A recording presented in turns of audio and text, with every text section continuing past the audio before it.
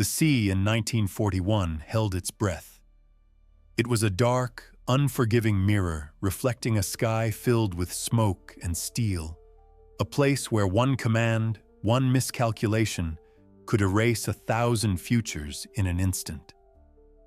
For the man standing on the bridge, the horizon was not a line of beauty, but a closing vice. Every shadow could be an enemy, every wave a threat. The fate of an entire fleet and the city it protected rested not on grand strategy, but on the nerve of a single individual making choices in the heart of chaos. The man who carried this weight was Vladimir Filipovich Tributes. Don't forget to like, leave a comment, and subscribe. You are not here by accident. His story does not begin in the halls of a naval academy or on the manicured lawns of a military dynasty.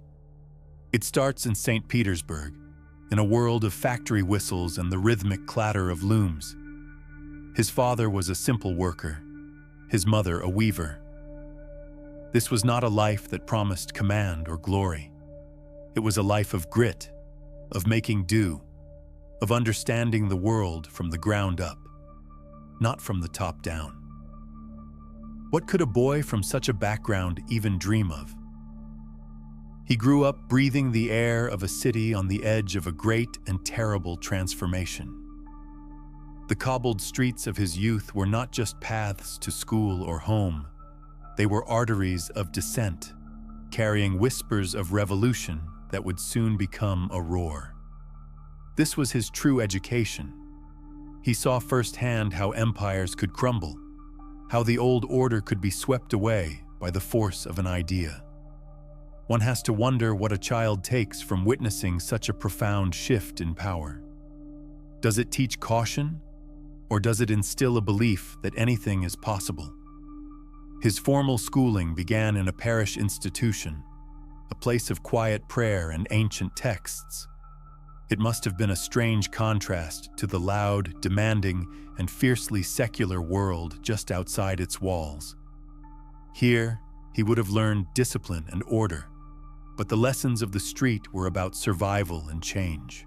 Did these two worlds clash within him, or did they somehow merge, creating a man who understood both structure and upheaval? A man who could follow orders, but also knew when to break the rules. Perhaps the greatest trial was simply the uncertainty of the times. The world he was born into was disappearing before his very eyes. Old loyalties were dissolving, and new, often dangerous ones were being forged. For a young man coming of age, this environment was a crucible.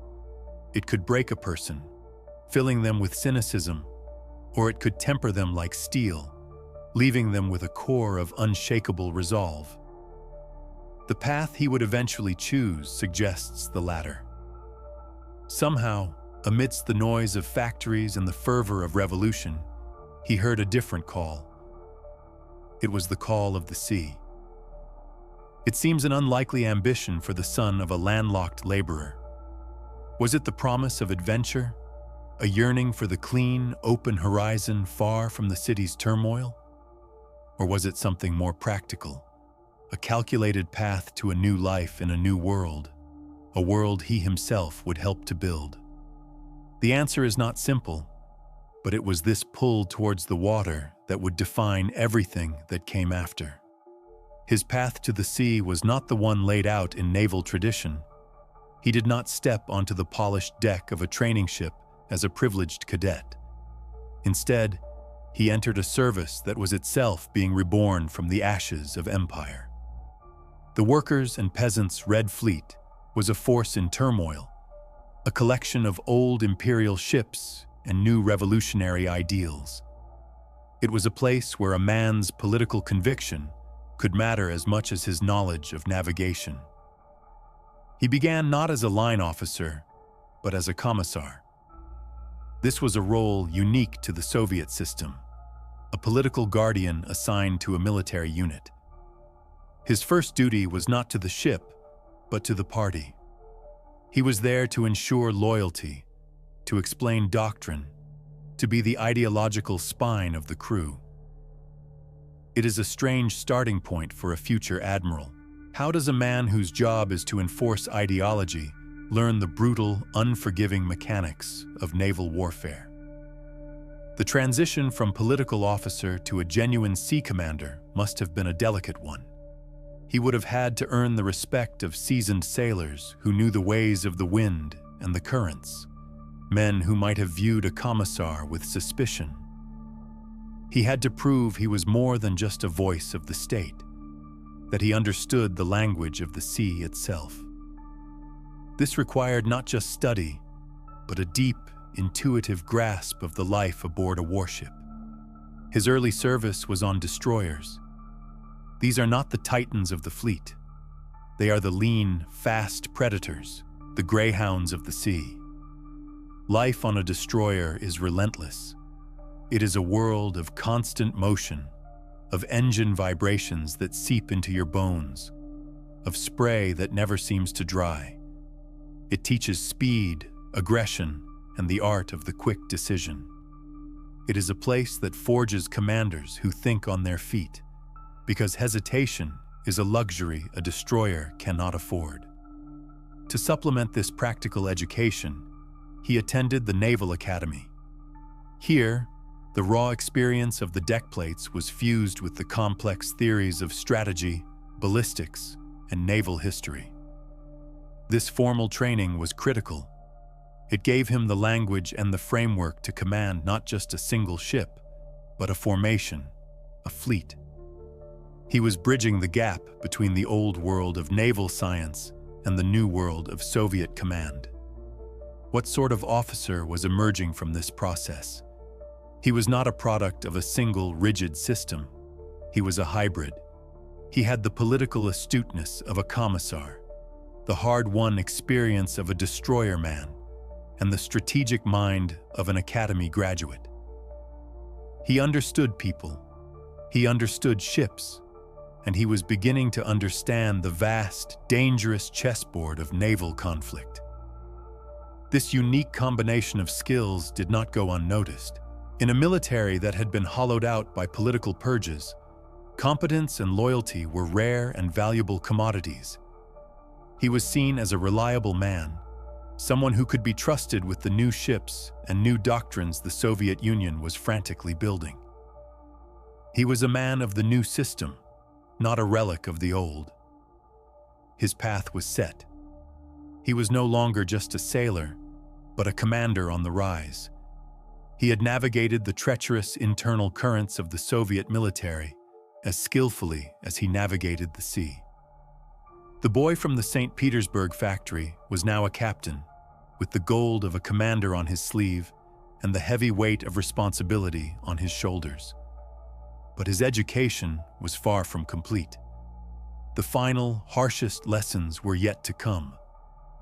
The first true test of his abilities and the entire Red Fleet's readiness came not in a vast ocean, but in the frozen confines of the Gulf of Finland. The winter war against Finland was a brutal, humbling experience for the Soviet military. It was supposed to be a swift victory, but it descended into a desperate struggle against a determined and clever enemy. For the Baltic Fleet, it was a strange and frustrating conflict. How does a navy fight a war when the sea itself becomes a solid sheet of ice? This was the tactical puzzle Tribets and his comrades faced. Traditional naval maneuvers were impossible. The war became a contest of coastal bombardments, of amphibious landings on frozen shores, and of a desperate struggle to keep shipping lanes open against mines and Finnish coastal batteries. It was a war of improvisation. The initial stages were fraught with errors. The Red Army and Navy were plagued by poor coordination and a profound underestimation of their opponent.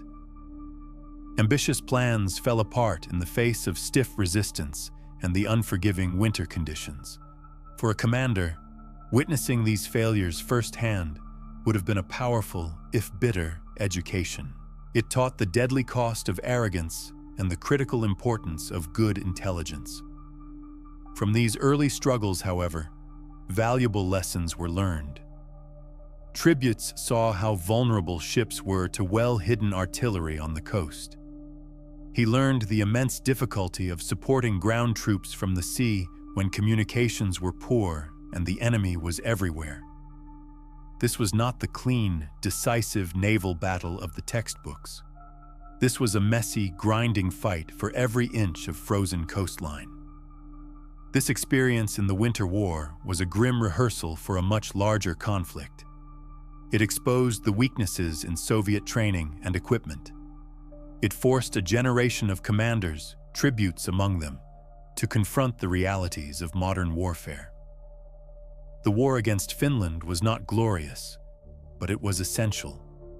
It tempered them, stripping away any illusions they might have had about the ease of victory. He was not just an observer in this conflict, but an active participant in the planning and execution of naval operations. His role on the fleet staff placed him at the heart of the decision-making process. He would have seen the intelligence reports, debated the operational plans, and felt the sting of every setback. This experience was shaping him into a pragmatic and cautious leader, one who understood the friction of war. When the conflict with Finland finally ended, the Baltic Fleet was a different force.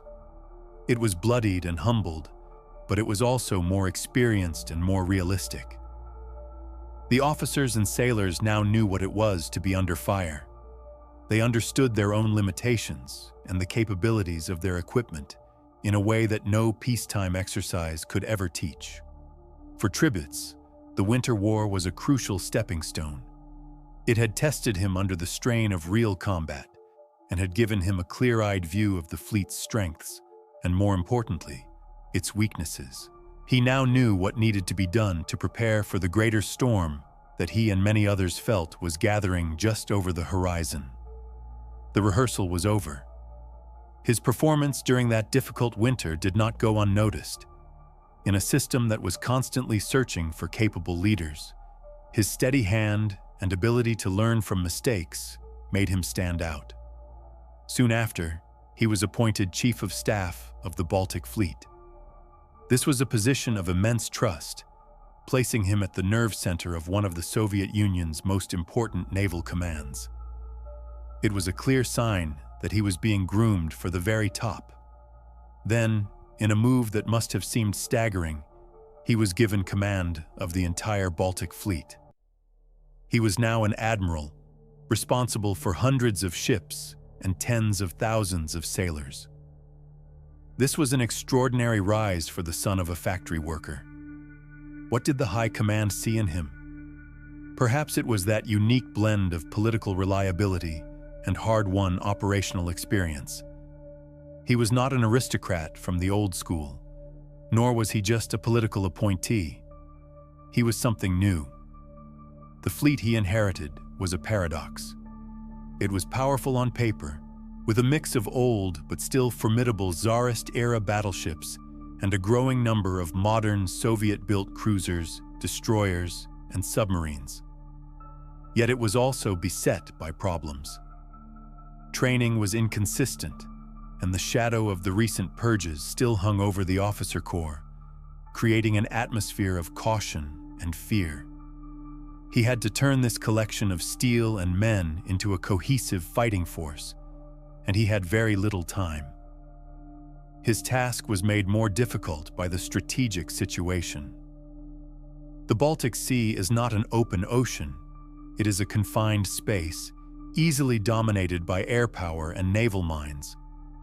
With Germany now in control of the coastlines of Poland and Norway, and with Finland a potential enemy, the Baltic Fleet was operating in what was effectively a cage whose door could be slammed shut at any moment. Tributes immediately began a frantic program of exercises and preparations.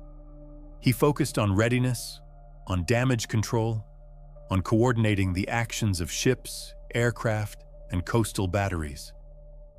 He knew that any future war in the Baltic would not be a stately duel between battleships. It would be a chaotic, three-dimensional fight for survival, and he drove his men relentlessly to prepare for it. The atmosphere in the spring of 1941 was thick with a silent, unspoken tension. The non-aggression pact with Germany was officially in force, but reconnaissance flights and intelligence reports told a different story. A massive military buildup was taking place along the border. Everyone felt it. It was a race against time, a desperate effort to strengthen the defenses before the inevitable storm broke. He understood the geography of his command intimately. He knew every channel, every anchorage, every potential minefield. He was acutely aware of the fleet's main vulnerability, that its primary bases at Tallinn and Kronstadt were perilously close to the land border. If the army could not hold the line, his fleet would be trapped, with its back to the wall. He was a man caught between the rigid directives from Moscow and the grim reality of his position. He had to project an image of calm confidence while dealing with the gnawing uncertainty of when and how the attack would come. The fate of Leningrad, the cradle of the revolution, rested in large part on the readiness of the fleet he now commanded. The waiting was almost over. The main theater of war for Vladimir Tributs was this narrow, treacherous body of water, the Baltic Sea.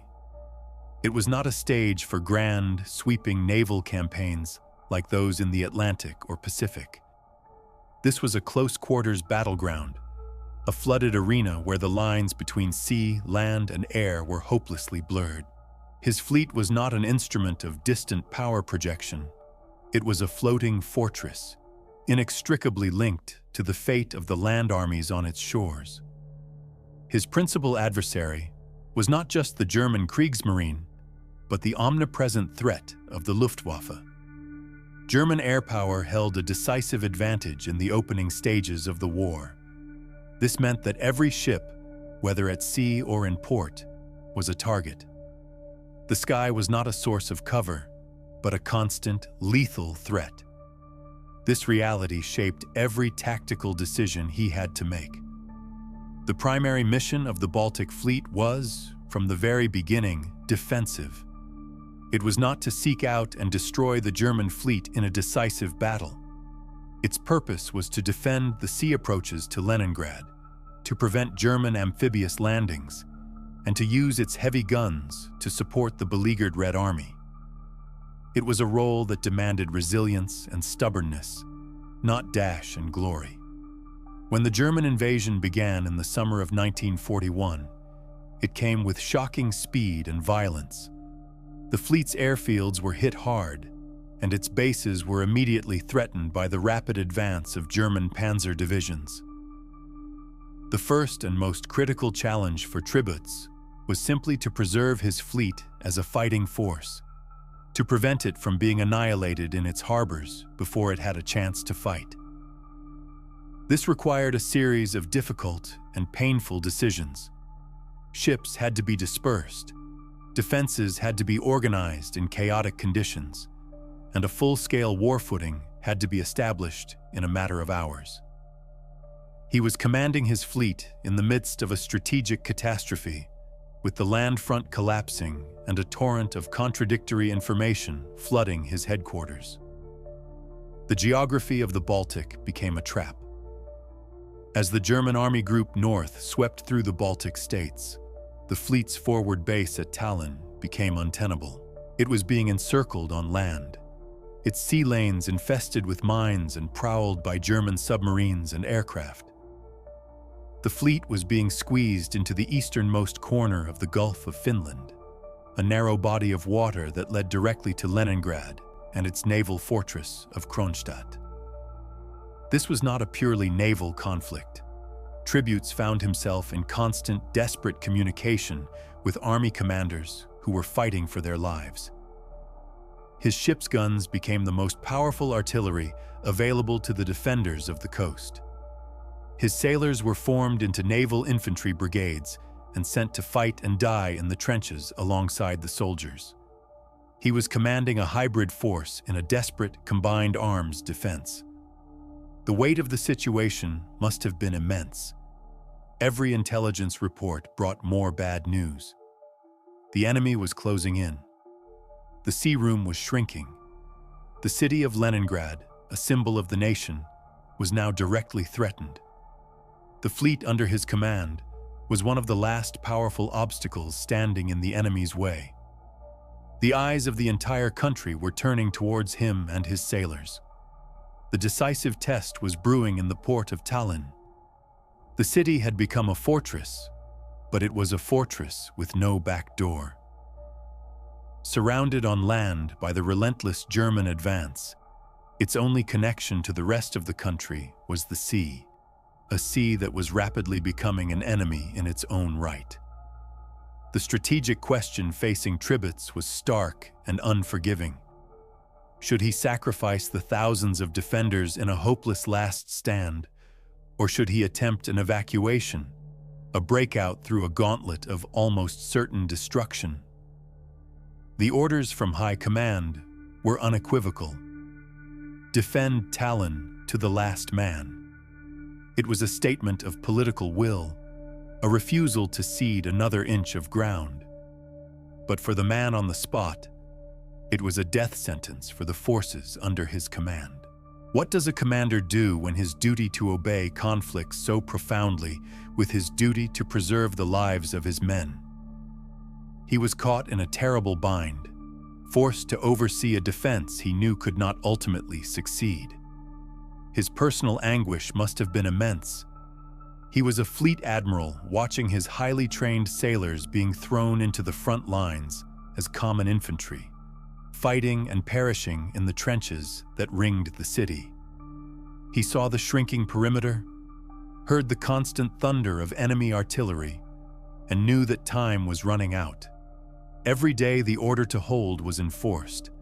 The potential escape route through the Gulf of Finland became more and more dangerous as the enemy laid more mines and tightened its aerial blockade.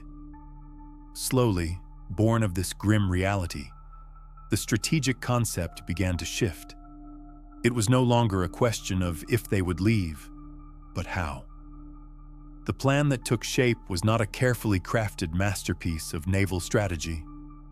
It was an act of pure desperation, an attempt to punch a hole through the enemy cordon and shepherd as many ships and lives as possible back to the main base at Kronstadt. It was a plan that accepted colossal risks because the alternative was total annihilation. The planned route was a corridor of death. The Germans and their Finnish allies had sown the waters off the Juminda Peninsula with thousands of naval mines, creating one of the most densely packed minefields of the entire war.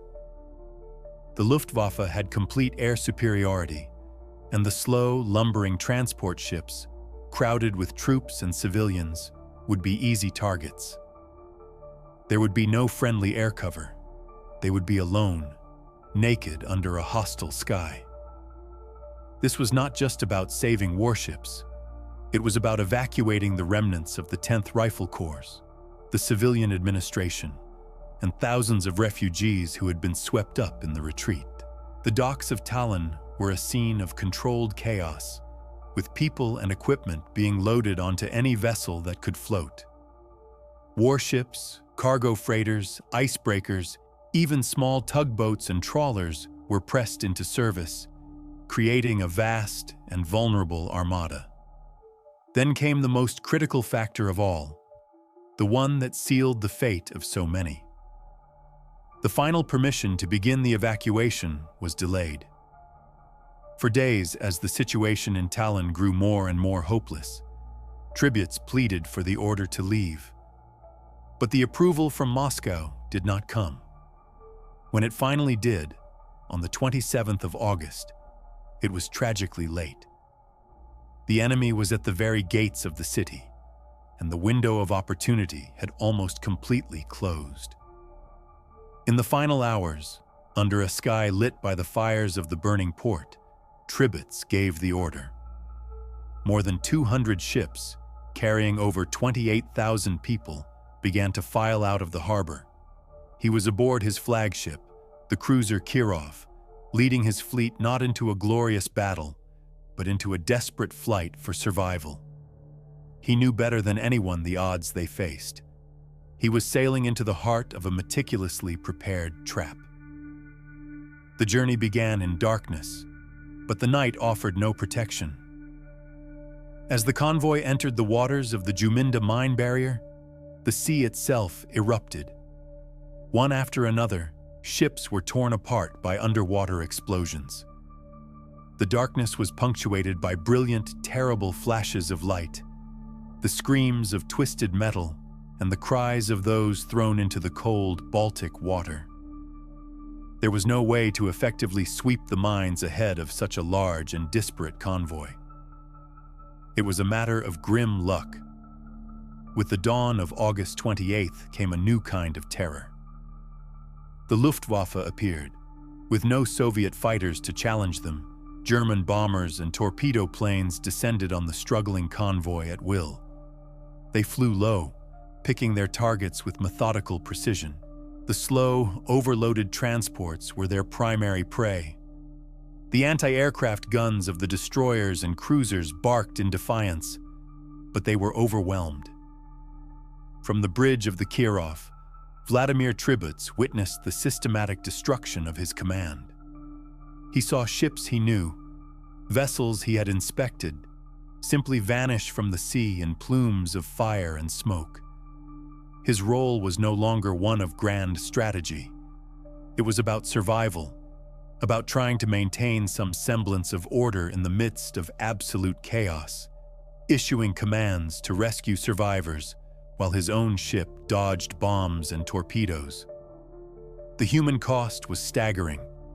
Over 50 vessels, including 5 destroyers, were lost. The number of lives that ended in those cold waters is still debated, but it is estimated to be in the thousands, perhaps more than 15,000 souls. It was one of the most costly naval operations of the Second World War, a brutal testament to the price of a delayed decision. Yet, amidst the carnage, there were incredible acts of bravery. Minesweepers, the most vulnerable of ships, sailed directly into the heart of the minefields, deliberately clearing paths for others while under constant air attack. The crews of surviving warships maneuvered to shield the defenseless transports, and sailors pulled countless comrades from the oil-slicked water. It was a display of resilience in the face of impossible odds. The shattered remnants of the convoy limped on. The journey, which should have taken less than a day, stretched into an agonizing ordeal. Damaged ships struggled to keep moving, their decks crowded with exhausted, wounded, and traumatized survivors. Every shadow on the horizon, every distant plane, brought fresh waves of fear. Their only goal was the fortress of Kronstadt, the gateway to Leningrad. When the first of the surviving ships finally reached the safety of the harbor, it was not a triumphant return. The vessels were scarred, blackened by fire, their hulls pockmarked by shrapnel. But they had made it. Tributz had brought back the core of the Baltic fleet, including its most powerful warships. He had saved thousands of veteran soldiers and sailors. He had succeeded in his mission, but it was a success that felt and looked very much like a catastrophic defeat.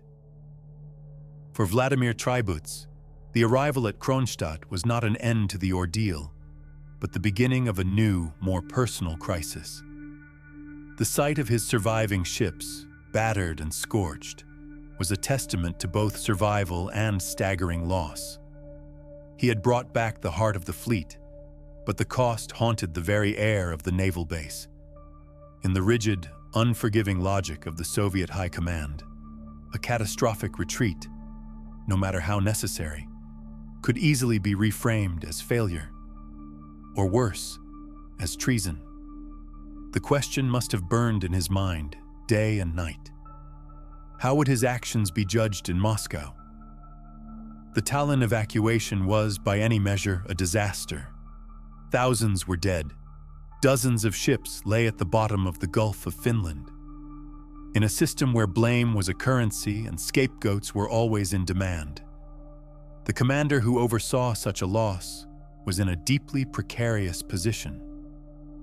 He had to report to his superiors, to Joseph Stalin himself, and justify a decision that led to one of the Navy's darkest days. His position was made even more fragile by the wider context. The entire front was collapsing. The enemy was advancing with terrifying speed. This was the era of Order Number 270, the infamous decree that branded any soldier who surrendered or retreated without orders a traitor.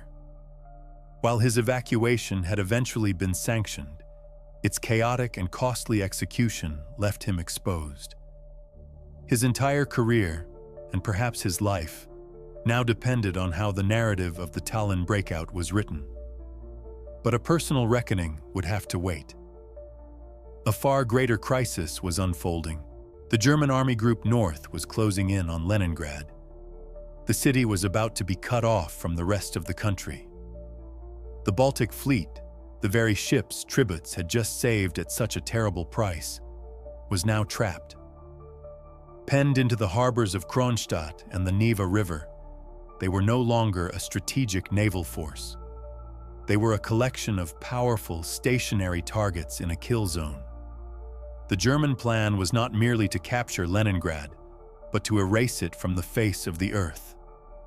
The city, along with its entire population and the trapped Baltic Fleet, was to be systematically destroyed by artillery and air power. For the German command, the warships sitting in the harbor were prizes, primary targets whose destruction would be a major propaganda victory. The fleet that had just escaped the sea was now cornered by the land. It was in this moment of absolute desperation that the true turning point occurred. It was a radical shift in thinking, born from necessity. If the ships could not go to the enemy, their guns could. The Baltic Fleet would cease to be a fleet in the traditional sense. It would become a floating fortress, a colossal integrated part of Leningrad's land defenses. The very survival of the city now depended on the firepower of the ships Tributes had just led from Tallinn. The task was immense, and it fell to Tributes to orchestrate it. Under his command, a frantic effort began to transform the fleet. Naval gunnery officers were assigned to Army observation posts deep inside the city's defense perimeter. Complex fire control networks were established, linking the ships to the land forces. The cruisers and battleships, designed to fight other warships on the open ocean, were recalibrated to fire with precision at unseen targets miles inland, shelling enemy troop concentrations, artillery batteries, and armored columns. The moment of truth came as the first major German assaults began to hammer against the city's southern defenses, and then the city itself seemed to answer. From the Neva River and the naval channel, the great guns of the warships roared to life. The sound was unlike anything else, a deep, earth-shaking thunder that rolled across the besieged city. The massive shells of the cruisers Kirov and Maxim Gorky, and the even larger caliber guns of the battleships Marat and October Revolution, screamed over the rooftops and crashed into the advancing German formations. The fleet had found its new purpose. This was the culmination of Vladimir Tribut's career, though it was nothing like what a naval commander would ever envision.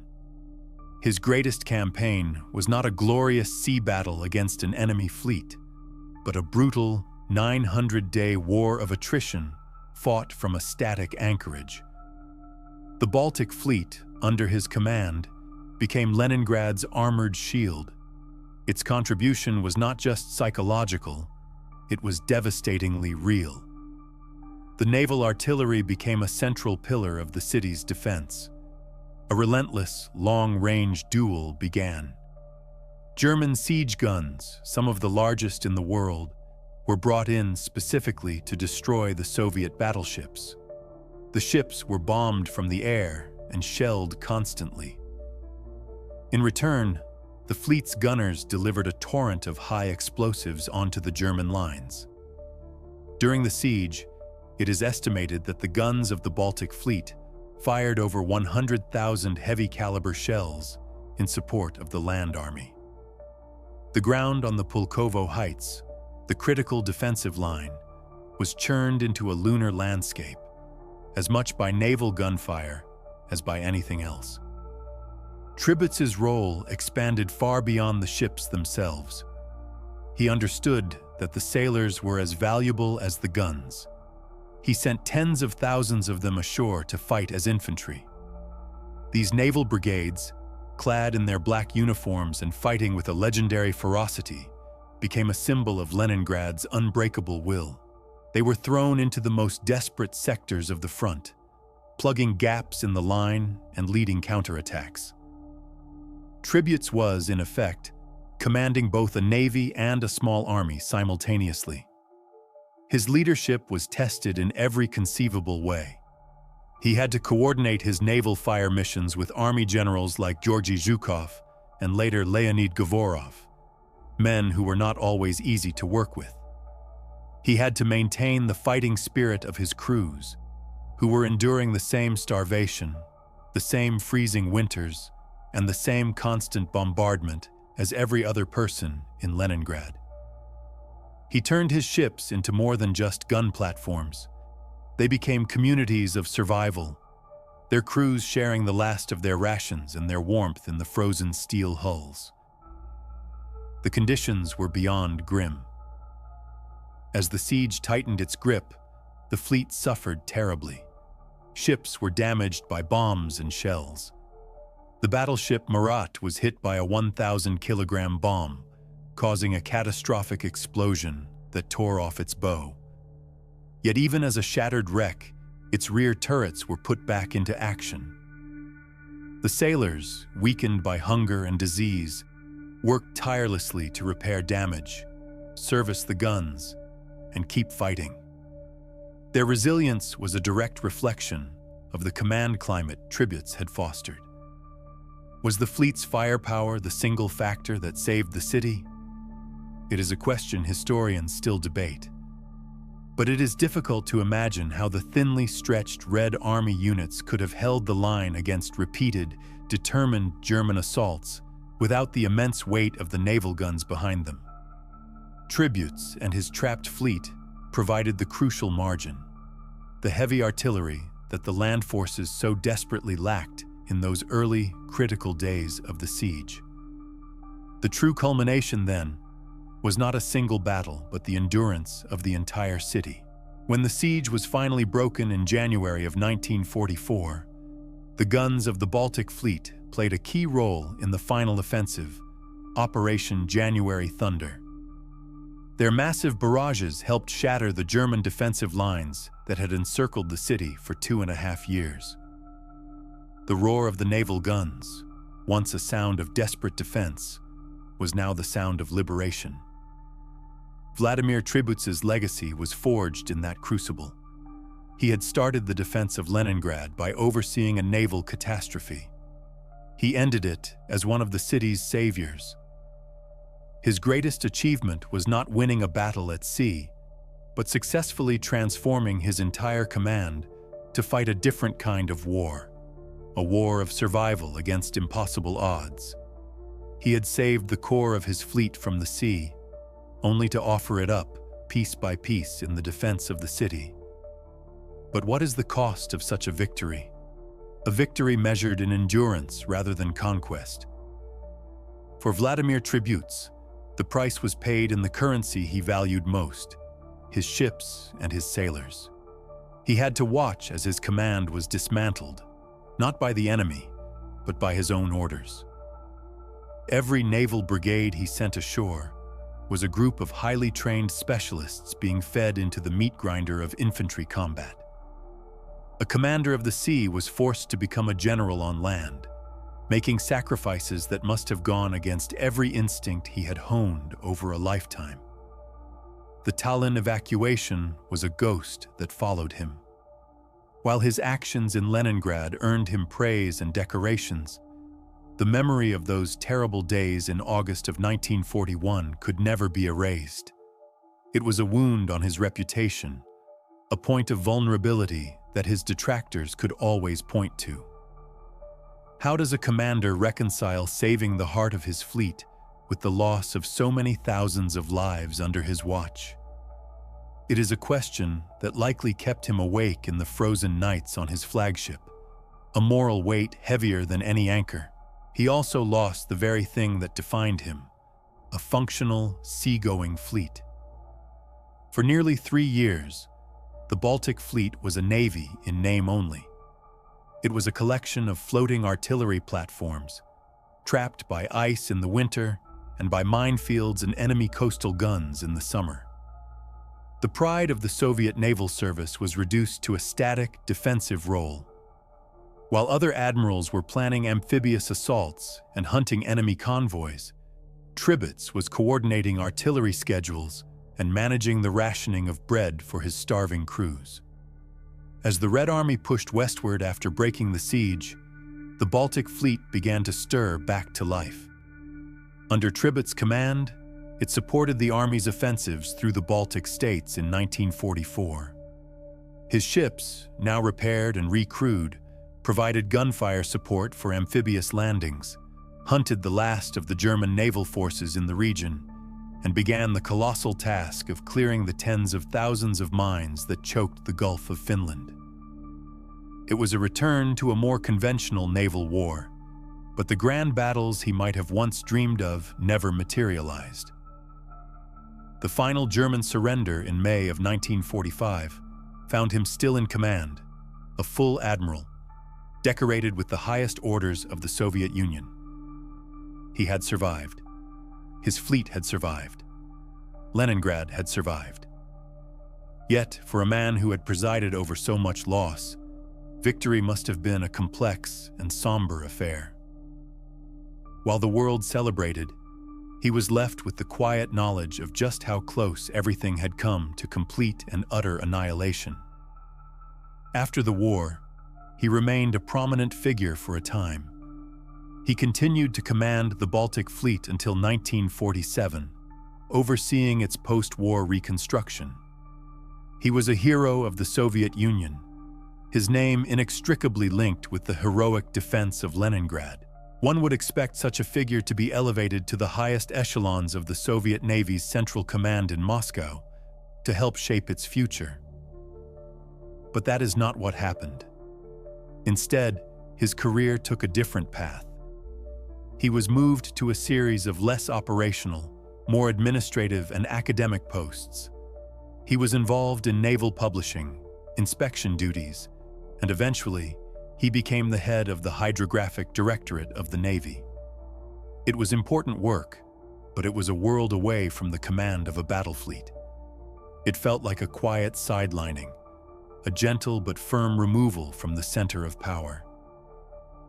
And this raises the inevitable question, why? The shadow of the Tallinn evacuation never truly lifted. In the cold calculus of post-war Soviet politics, heroes were useful, but heroes associated with disasters were complicated. The official narrative held that the losses were the result of a difficult but necessary operation, hampered by the late order from Stavka, the High Command. But whispers have always persisted. Was the evacuation planned and executed as well as it could have been under the circumstances? Could more have been done to mitigate the losses? These were dangerous questions in a system that did not tolerate ambiguity. Some historians have suggested that while his performance during the Leningrad siege was unassailable, the memory of Tallinn made him politically inconvenient. He was a living reminder of one of the Red Navy's darkest hours. While army marshals like Zhukov and Rokossovsky, who had their own share of costly battles, were celebrated as architects of victory, Tribets' legacy was forever tied to a desperate retreat and a static defense. He was the admiral who had lost more ships in a single operation than any other in Soviet history.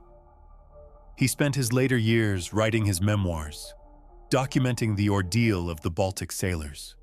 In his own accounts, he is a stoic and dedicated commander, focused on the resilience and bravery of his men. He rarely delves into the personal anguish or the political infighting that must have defined his experience. His writings are a monument to his sailors, but they offer few windows into the soul of the man who led them. Perhaps the greatest irony of Vladimir Tributs's career is that this man of the sea will forever be remembered for a war fought on land. He was a naval commander whose greatest triumph was to turn his ships into stationary fortresses and his sailors into infantrymen. He did not win his fame in a thunderous clash of dreadnoughts on the open ocean, but in the grim, grinding, day-by-day struggle for survival in a besieged city. His story is not a simple tale of heroism, but a complex portrait of leadership in the face of impossible choices, where the line between victory and catastrophe is almost impossible to see. To understand the man, we have to look past the uniform and the official portraits. Who was Vladimir Tributs, really? Those who served under him on the decks of the Baltic Fleet's warships described a commander who was demanding, meticulous, and yet deeply concerned with the welfare of his sailors. He was known for his obsessive attention to detail, whether it was the readiness of a gun turret or the quality of the food in the mess hall. This was not a distant, abstract strategist, but a hands-on manager, a man who understood that a fleet is a complex machine made of both steel and people. He was a product of the new Soviet system, yet his approach felt older, rooted in the timeless traditions of the sea, where a captain's first duty is to his ship and his crew. He was not a charismatic firebrand. Unlike some of the more famous army generals, he did not give soaring speeches or cultivate a cult of personality. His communications were direct, professional, almost clinical. In a regime that prized ideological fervor, Tributs presented as a pragmatist. When Leningrad was cut off, he did not hesitate to do the unthinkable for a naval officer, stripping his beloved ships of their guns and men to bolster the city's land defenses. Was this the act of a committed communist putting the party's needs first, or the desperate practical calculation of a commander who knew that if the city fell, his fleet was doomed anyway? The answer likely lies somewhere in between, in the gray zone where ideology meets the brutal reality of survival. His physical presence was unassuming.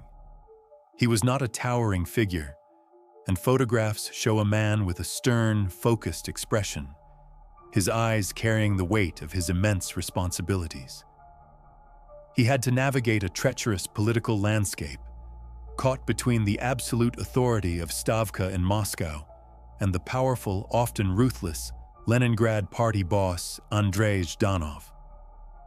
He had to be a politician as much as an admiral, securing resources, defending his decisions, and surviving the constant threat of blame in a system where failure often meant a trip to the execution cellars.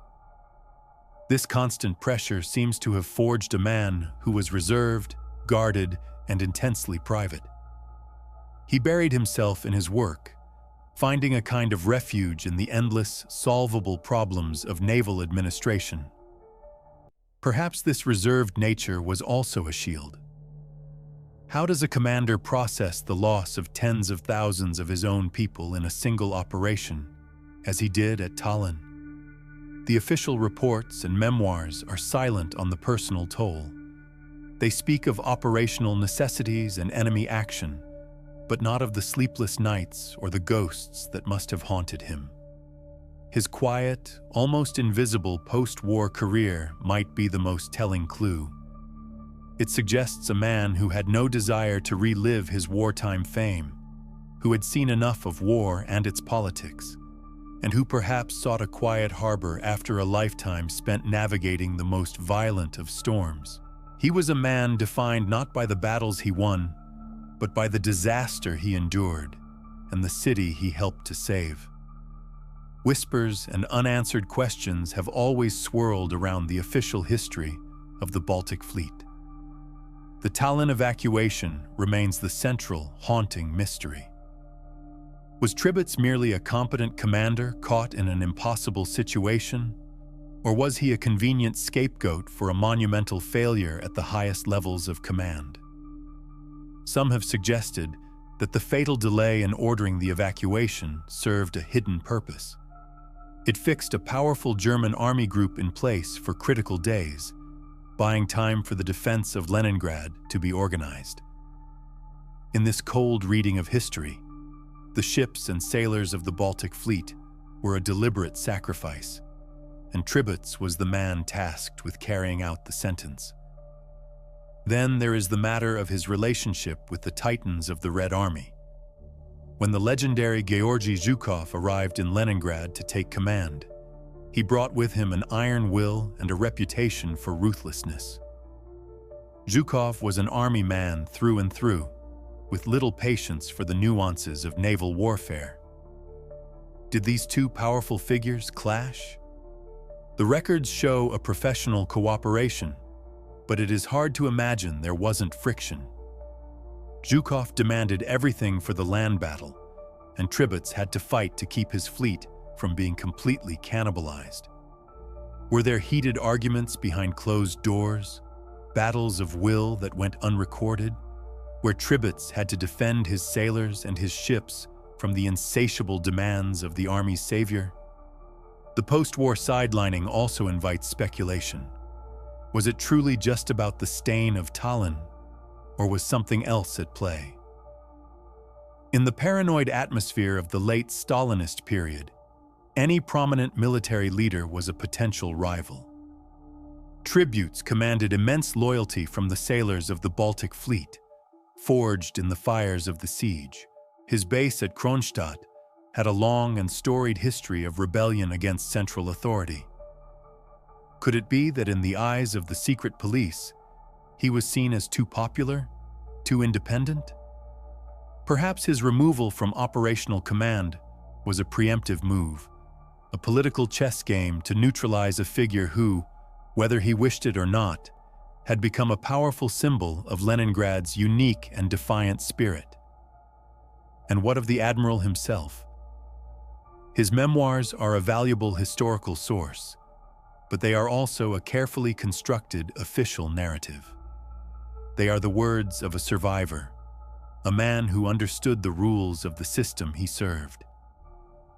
This has led to the persistent, if unprovable, rumor of a second set of writings, a private diary, or a more candid manuscript that told the full story. Did he ever write down his true feelings about Stalin's leadership, about the political commissars who watched his every move, about the true cost of the decisions he was forced to make? It is a tantalizing thought, a hidden account locked away or destroyed long ago that might finally explain the man behind the stoic facade and the full, unvarnished story of the Baltic Fleet's agony and endurance. The true measure of a commander is not found in parades or victory speeches, but in the brutal calculus of a desperate battle.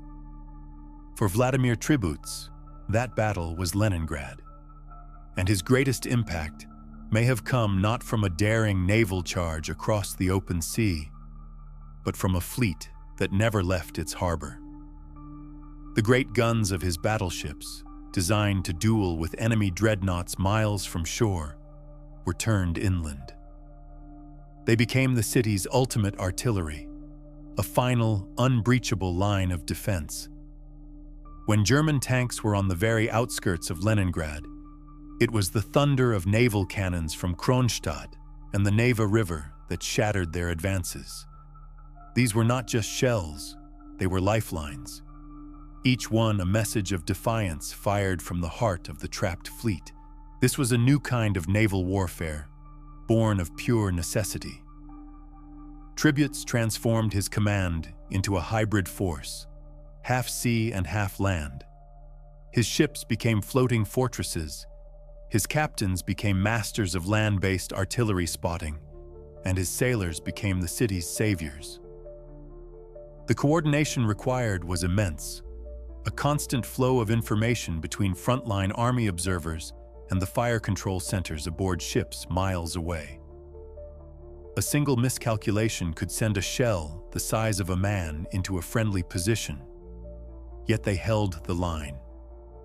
For 900 days, the guns of the Baltic Fleet roared, a constant ironclad promise to the starving citizens that as long as the fleet had shells, the city would not fall. But firepower alone could not feed a city. Leningrad was an island, cut off from the rest of the country by a German blockade. Its only connection was a fragile thread across the frozen waters of Lake Ladoga, the legendary Road of Life. And this is where Tributs's command played another, less dramatic, but equally vital role.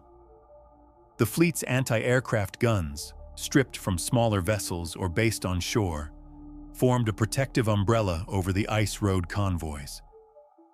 His sailors and patrol boats guarded the route from Finnish commando raids during the summer shipping seasons.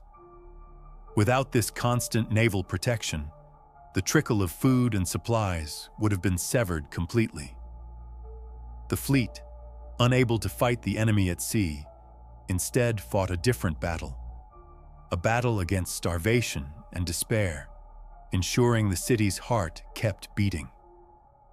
The strategic impact of this trapped fleet radiated far beyond Leningrad.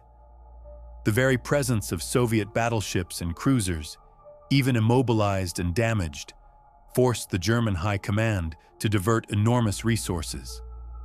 An entire air fleet, Luftflotte 1, was largely dedicated to neutralizing Kronstadt and the ships. Heavy siege artillery, desperately needed for the assault on Moscow, was instead dragged north to duel with Tributs's naval guns.